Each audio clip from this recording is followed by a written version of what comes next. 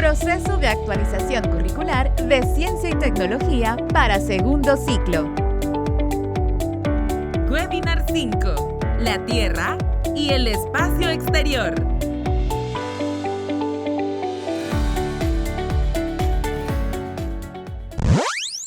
Hola, bienvenidos a los webinarios de formación docente de Ciencia y Tecnología. Este es el módulo 4, titulado La Tierra y el espacio exterior. Iniciaremos con la formación de la Tierra.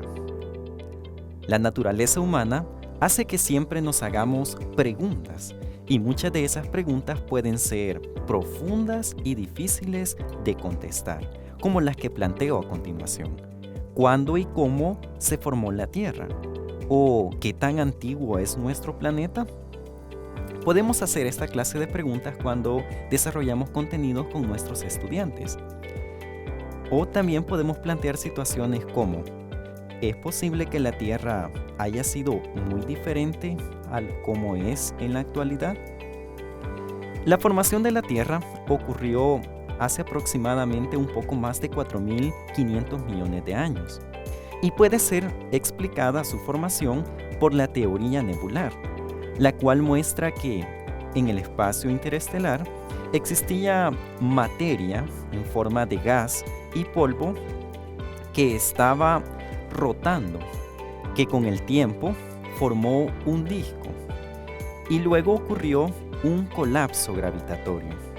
Para ese momento, la temperatura de aquella materia interestelar era muy elevada, debido al calentamiento gravitacional que ocasionó ese colapso.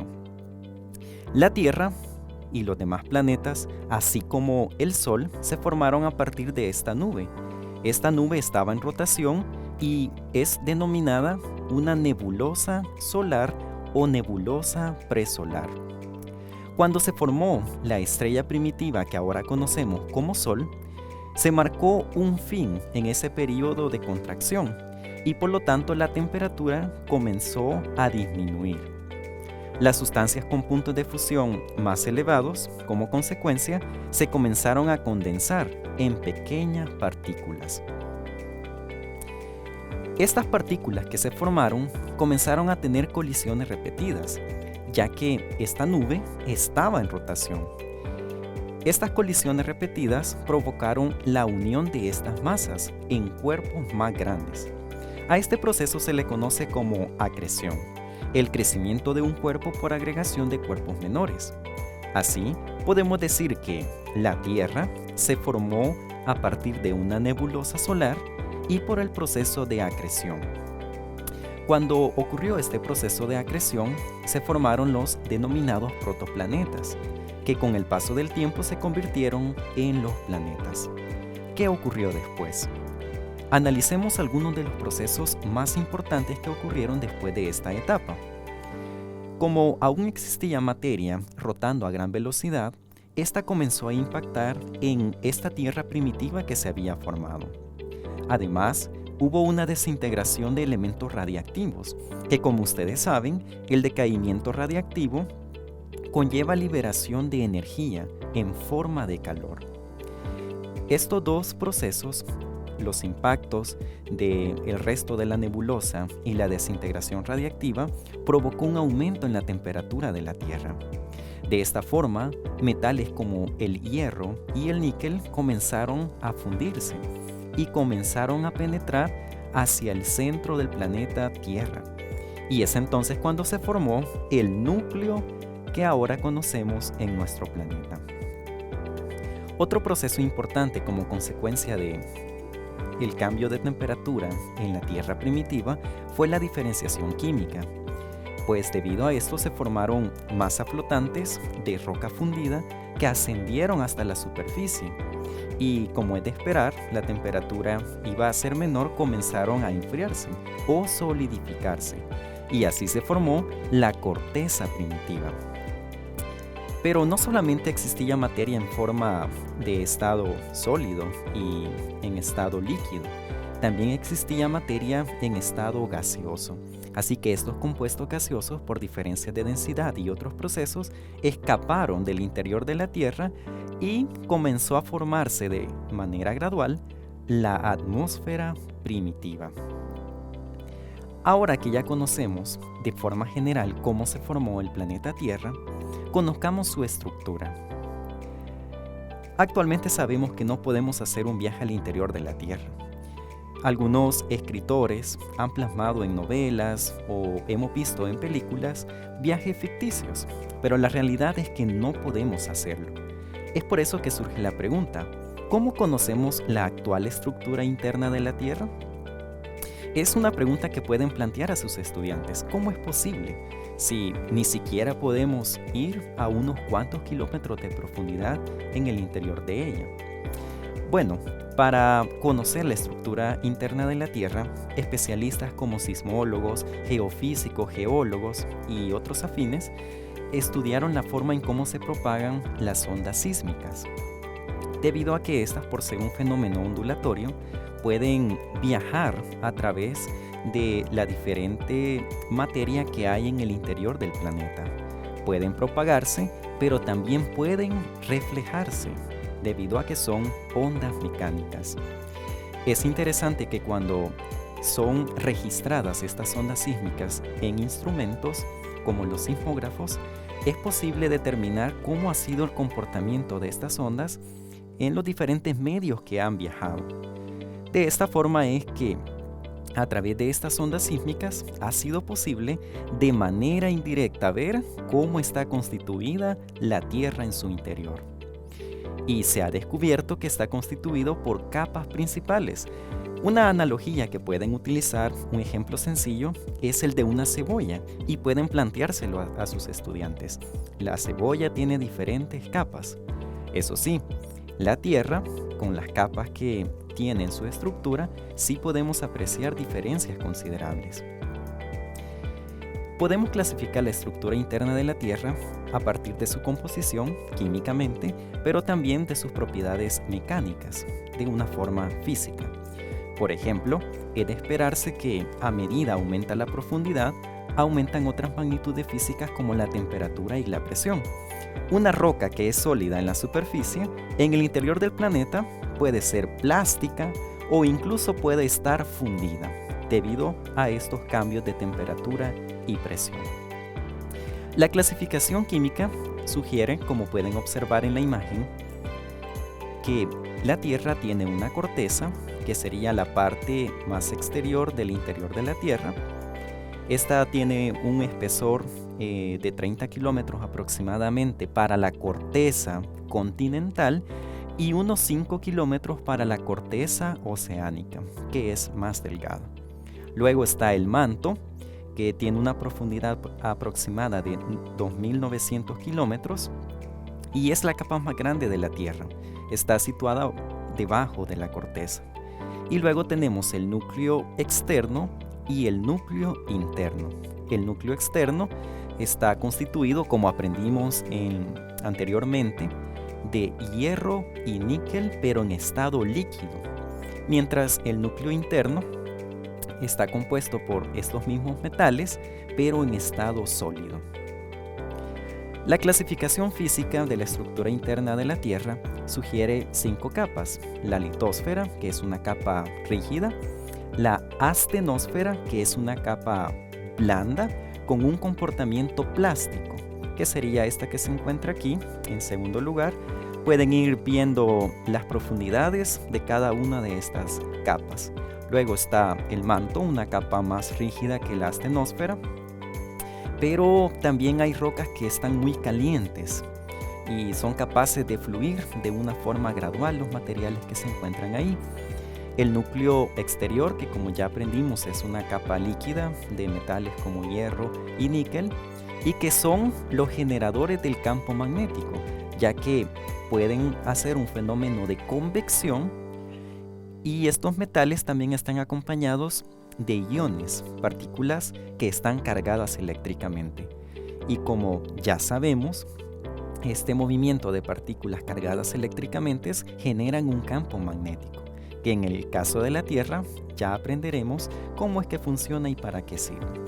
Y por último está el núcleo interior de la Tierra, y es bastante resistente comparado al núcleo externo. Se dice que la Tierra es como un imán. Pueden plantear esta idea a sus estudiantes cuando enseñen sobre estos contenidos del campo magnético y la estructura interna de la Tierra. Literalmente es un imán la Tierra. Tiene un campo magnético. Pero, ¿por qué lo tiene? Y más interesante aún, ¿cuál es la importancia que tiene este campo magnético? Bueno, a este campo magnético de la Tierra es nombrado como magnetosfera y literalmente está envolviendo nuestro planeta. Es como un escudo. Está desviando la mayor parte de energía que emite el Sol, la estrella central del sistema solar, pero también es un escudo permeable, ya que permite el paso de cierta fracción de energía y de algunos tipos determinados de partículas. Pero algo que es muy importante es cuando interactúa con el viento solar. El viento solar son partículas cargadas eléctricamente que son emitidas desde el Sol.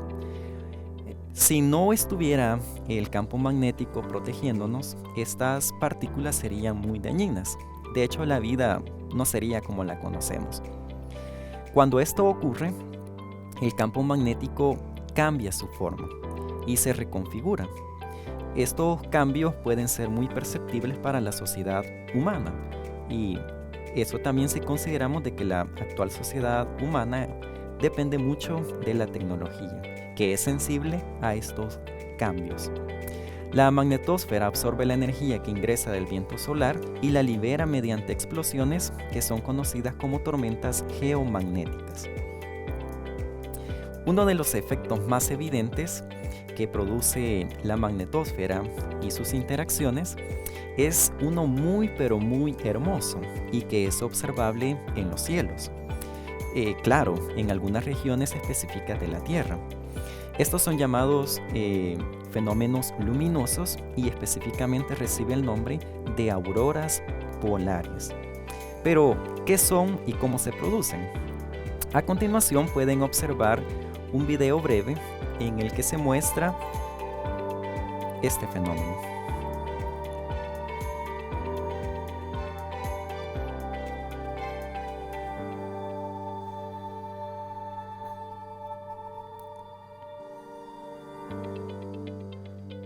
De hecho, puede compartir este tipo de videos o fotografías con sus estudiantes para que conozcan este fenómeno luminoso. Pero estas auroras polares aparecen en las capas superiores de la atmósfera, como observamos en forma de arco, bandas o cortinas, y prácticamente son el resultado de la interacción del viento solar con el campo magnético de la Tierra. Lo que hace el campo magnético es canalizar el viento solar y lo hace colisionar con las moléculas que están en las capas superiores de la atmósfera. Estas moléculas son de gases que hay en la atmósfera. El resultado es que estas colisiones liberan energía en forma de luz, es decir, liberan fotones en ciertas longitudes de ondas, y eso es lo que produce esos bellos y espectaculares colores en el cielo. Claro, este tipo de fenómenos únicamente ocurren en los arcos próximos a los polos magnéticos de la Tierra. Así que podría resultar difícil observar en la vida un fenómeno de estos. Tendríamos que viajar hasta esas regiones. En el hemisferio norte recibe el nombre de aurora boreal y en el hemisferio sur el nombre de aurora austral. Ahora vamos a continuar y vamos a conocer un poco de la geodinámica de la Tierra a partir de la tectónica de placas. De seguro todos hemos observado que en el planeta Tierra existen regiones en donde ocurren sismos constantemente y que también hay volcanes activos. Puede hacer mención a sus estudiantes cuando enseñe estos contenidos que en El Salvador, el país en el que vivimos, podemos observar ambos fenómenos. Podemos observar que ocurren muchos sismos y que también en el tiempo han ocurrido erupciones volcánicas. Pero, ¿por qué es esto así? ¿Por qué ocurren estos fenómenos? Bueno, para eso tenemos que aprender un poco sobre la geodinámica de la Tierra. Y nos daremos cuenta que la ocurrencia de sismos y la ocurrencia de erupciones volcánicas también se relaciona con el movimiento de los continentes en la Tierra. Vamos a establecer las siguientes ideas. Para comenzar, vamos a establecer de que la litosfera, la capa más superficial del planeta Tierra, está fragmentada en bloques. Y estos bloques son conocidos como placas tectónicas. Estas placas tectónicas no son estáticas, se están moviendo y lo hacen sobre el manto inferior, del cual ya aprendimos anteriormente. Este proceso, este movimiento, provoca un fenómeno que conocemos como subducción y también la expansión del fondo oceánico. En algunas regiones del planeta se está expandiendo y en otras se está destruyendo este material que está siendo generado por la expansión del fondo oceánico. Para entenderlo mejor, observemos el siguiente mapa y veremos que en algunas regiones determinadas es donde ocurren los sismos y erupciones volcánicas y justamente se relacionan con los límites de estas placas tectónicas que he mencionado anteriormente que se encuentran formando el planeta Tierra. Así, en los bordes de las placas tectónicas, estos grandes bloques de corteza, ya sea oceánica o continental, es donde las interacciones de estas generan tanto los sismos como las erupciones volcánicas. Este tramo que ustedes observan aquí de región de la Tierra es conocido como el Anillo de Fuego del Pacífico y tiene su explicación a través de la tectónica de placas. Así que, de acuerdo a los bordes de las placas tectónicas, vamos a aprender de que hay distintos tipos de bordes. Dependiendo estos bordes, es que se van a producir procesos importantes como la sismicidad, el vulcanismo, la formación de montañas, como por ejemplo la cordillera del Himalaya, y también la generación de nueva corteza oceánica, en donde el resultado más evidente es la separación o unión de los continentes. Y también hay otros procesos de menor importancia. Para eso vamos a ver los bordes de las placas tectónicas. El primero de ellos es el borde convergente o destructivo, en donde las placas tectónicas están chocando. Una de ellas, por diferencia de densidad o otros factores que son un poco más complejos, comenzará a subducir debajo de la otra. En estos límites es donde se forman cadenas montañosas, donde se forman volcanes y donde ocurren sismos. En El Salvador, como más adelante vamos a aprender, este tipo de borde de placa tectónica tiene una gran influencia en el territorio. También están los bordes divergentes o constructivos. Estos es donde se genera nuevo material. Están generando nueva corteza oceánica. En este tipo de borde, las placas tectónicas, en vez de estar chocando, se están separando. Y esto se debe a que directamente del interior de la Tierra está ascendiendo material fundido. Este material fundido proviene del manto, el cual ya lo conocemos. Así que en los bordes divergentes se está formando nueva corteza y en los bordes convergentes se están destruyendo. De esa forma, la Tierra no aumenta en tamaño como alguien podría pensar al ver este tipo de interacciones, ya que por un lado se genera nuevo material, pero por otro se destruye. Y también están los bordes transformantes, en donde se están deslizando una respecto a otra las placas tectónicas, como lo es el caso de la interacción que ocurre en California. Entonces, como hemos aprendido, los volcanes y las fallas geológicas que generan los sismos se relacionan directamente con los bordes convergentes y transformantes. Esto es una buena idea que pueden compartir con sus estudiantes. Pero veamos qué ocurre en El Salvador. Para eso vamos a observar los siguientes mapas. En el mapa de la derecha de su pantalla pueden observar que el mapa de elevación digital muestra algunas estructuras que son muy evidentes. Por ejemplo, los volcanes activos de El Salvador se ubican en una cadena.